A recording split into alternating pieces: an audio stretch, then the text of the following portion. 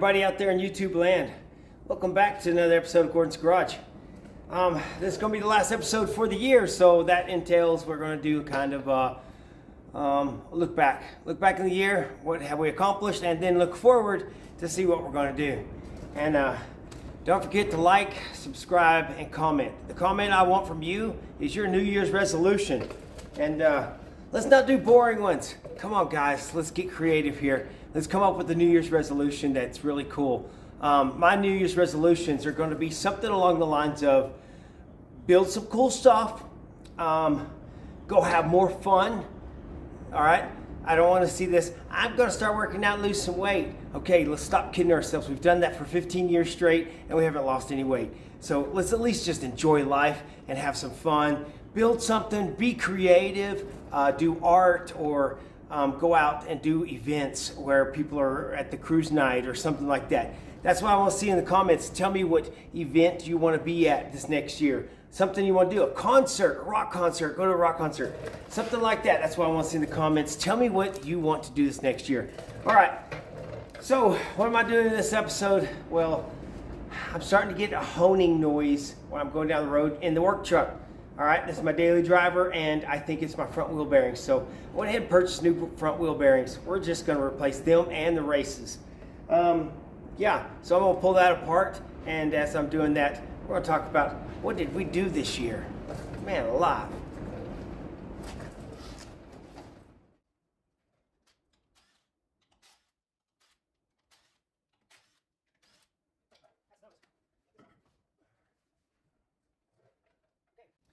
Okay, so I had to write down a few things.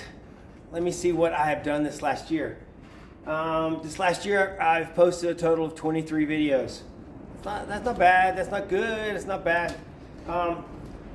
What drives videos? I've got to, one, have a project to do that I think that's worthy of a video. Two, I have to have the material to do it with, the car, the brakes, the whatever I'm repairing or building. So yeah, a lot of the videos this year was on the bike and the bike alone. It took a lot of my time, a lot of work, and I got it done in about 4 months, I think. Don't quote me on that. Let me just run down the most viewed video this year is going to be one of the first videos I posted, and it's about the cherry picker. I modified it. It's got 9,700 views is what YouTube is telling me. So yeah, do I need to make my YouTube channel all about cherry pickers? I don't want a shop full of cherry pickers. I only need one that works right. Man alive, what did I do? So on the motorcycle, it held up a lot of the videos. So most of the videos are about the motorcycle.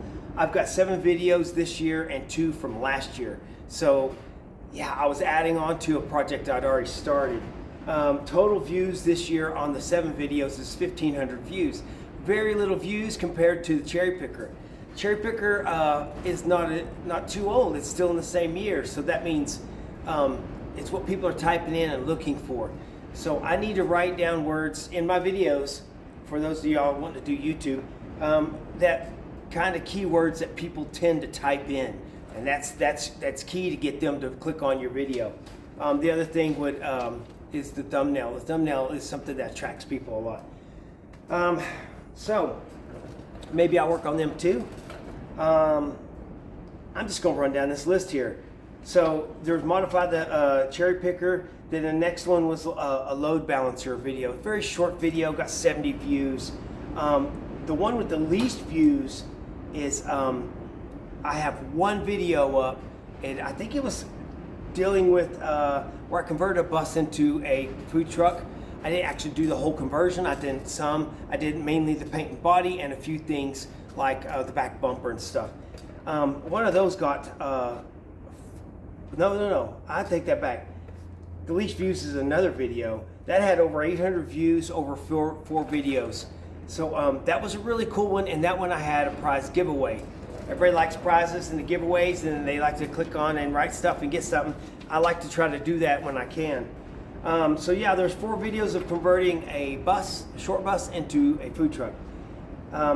I had a video of shop projects. I just had to clean up stuff. It had 60 views. And then I hit the motorcycle phase where I was doing all the motorcycle stuff. There was one video of a rat rod trophy. It had 62 views. And then I ended up doing 6 more videos of the motorcycle with another 450 views. And amongst all those videos, there was 3 more videos of turning the cherry picker into a forklift, building a storage rack for the jet skis, and cleaning up the shop, doing a door handle. I fabricated a door handle for this truck for the inside because I kept breaking the ones that were stock. And a strap winder. I'm not sure if that one was this year or not, but that's one of the things that I did this year. Anyways, that's a look back in the past. So now let me see if I can't get these bearings done. We're to the part where we got the cap off, and I started to find out where this pin is at. And first thing I want to do before I take it apart, I have just a little play in this thing, a little bit. Otherwise, it rolls real smooth. It's not giving me any noises whatsoever. So we're going to go ahead and pull it apart, and we're going to take a double look at where everything is at, and maybe tighten it up just a little bit more and put this pin back in. Maybe even re-grease it. Okay, so on that side, I didn't find a whole lot wrong. There's one thing I did find wrong, and that is there's a plate that goes back there that holds your, it's like speed sensor ports for your analog brakes. So on the back of the brake rotor, I'm going to show you here in a second on this one, there's not only a little toothed gear, but there's a sensor on your spindle, and that has a little plastic thing and kind of a guard thing. Well, that side, it looked pretty melted, like it got way too hot at one point. But the bearings and everything rolled real good. This side, it don't roll as good. I might need to be actually replacing bearings on this side. The other thing I realized is behind the back bearing is a seal. You have to replace the seal if you're going to replace the bearings, and I didn't buy the seals with this, so that's where I'm kind of like, oops. The other thing is with that plastic piece kind of melted, I think I need to buy seals, and I need to buy the sensors, the speed sensors. Yeah, so back to the drawing board on that side. Let's see what this side looks like.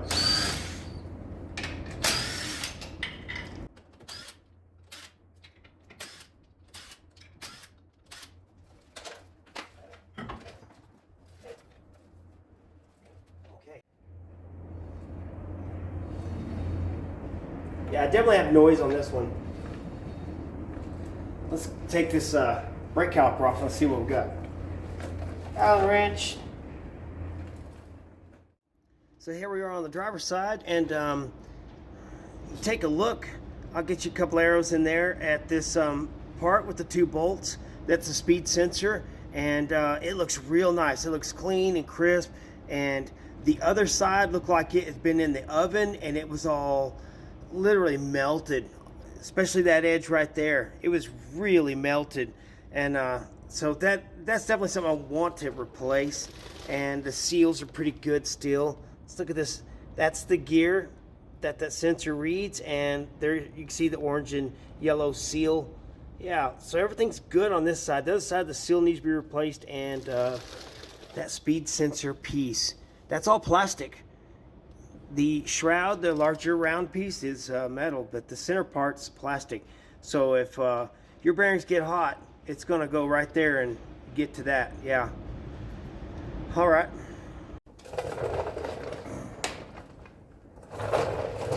Okay, people, I got to a point where I was like, well, I don't know. I must be imagining things. I'm not as good as I used to be as a mechanic, you know. Something's wrong, but I can't find it yet. And I thought I spun that. Y'all saw me spin that. It sounds good. But I went ahead and I was going to just throw some more grease in this front bearing, the one closest to the outside. And let's see if I can get you to see it. That's not. This is a new bearing. Do you see those marks? Those marks in that? That don't wipe off. Yeah, all of them are chipped up. All of these. So I looked at the race. The race is perfectly smooth. I don't know how the race didn't get tore up, but it didn't. So I just have put the new bearing in and grease it up, and I think I'll be back to running smooth down the road without that weird noise. That was the weird noise. This is trash. All right. So, man, I was buttoning this thing back up. I said, well, I guess I'm done. And I happened to feel it whenever I was greasing it. So, yeah, never say never. You never know. Even spinning it. So that tells you something. The weight of the vehicle amplifies all the grinding noises, no matter how small. So, lesson learned. Let me get greasing this and finally put this thing back together. I still have those other parts over there I'd like to replace. Hey everybody. I'm just sitting here adding to my sticker collection. All right. What do I got? Got me a Big Texan sticker. I think I'm gonna put this one on the back of the toolbox. I've got another Big Texan sticker here. I'm gonna put this one on the bike. I'm saving that for the bike. And this big guy right here, the cowboy, he's in the ceiling of my shop as well. I'll spin you around and let you see him in a second. Of course, I went to Buc-ee's, so I'm gonna put one of these on the bike and one on the toolbox. What else I got? This guy. I'm gonna take a shout out real quick. If you're needing anything mechanical service, anything, run by this guy right here. This guy's Quick Start Lube and Tune. He's really good mechanic. He's locally owned business. It's not one of these chain stores like you're thinking, where they've got some agenda. All right, and he'll shoot you straight. I've always had a real good deal with this guy. It's at Bell and Arden. I believe right there, Bell and Arden, across from this Bentley auction place. All right, check him out. I used to do all my vehicle inspections, but vehicle inspections are going away in 2025. So I was in there the other day, and I got me a sticker I'm going to throw on here. And last but not least, I'm going to go ahead and slap that Potter County Patina sticker. This is a YouTube guy here locally, Amarillo. His name's John. He's got a square body truck called Whiskey Dent. He's doing videos on it. Check him out. Meanwhile, let me get these stickers on here.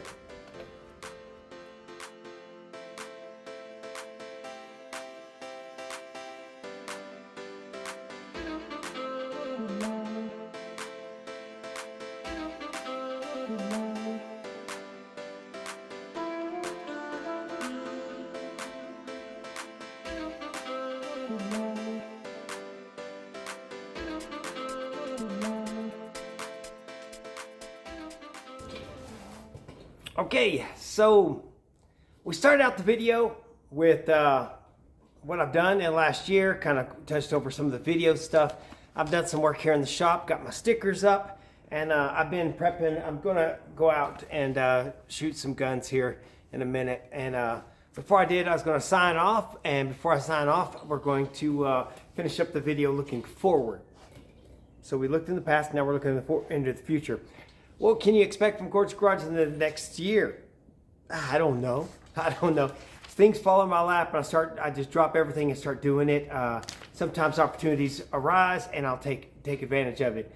But I am always out there kind of scouting around looking for projects. So if y'all know of any good projects that you think would be pretty easy, or you want to collab with something, I'll consider it.